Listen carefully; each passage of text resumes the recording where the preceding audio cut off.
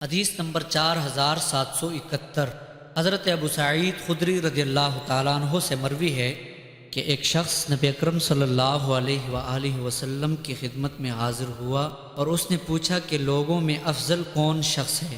آپ نے فرمایا وہ شخص جو اللہ تعالیٰ کے راستے میں اپنے مال اور جان کے ساتھ جہاد کرتا ہے۔ پوچھا پھر کون؟ آپ نے فرمایا وہ شخص جو گھاٹیوں میں سے کسی گھاٹی میں رہتا ہے اور اللہ تعالیٰ کی عبادت کرتا ہے جو اس کا رب ہے اور لوگوں کو اپنی شر سے محفوظ رکھتا ہے۔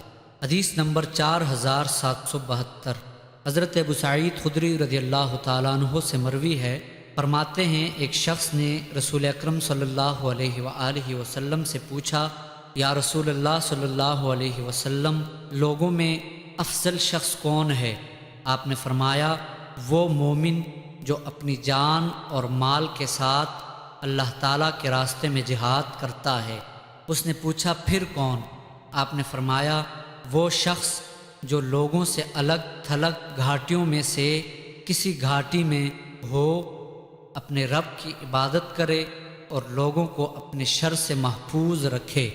حدیث نمبر 4773 ایک اور سند سے بھی یہ حدیث مروی ہے، اس میں ہے گھاٹی میں ایک شخص ثم رجل کے الفاظ نہیں۔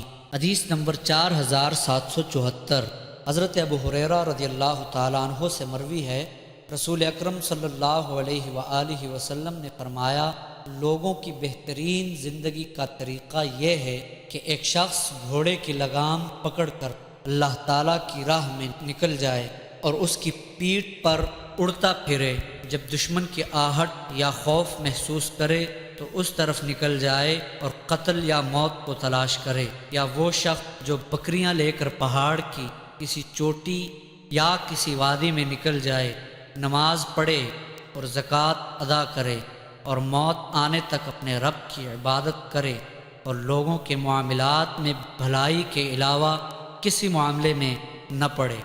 حدیث نمبر 4775 ایک اور سند سے بھی یہ روایت مروی ہے اور اس میں من هذه الشعاب کے الفاظ ہیں۔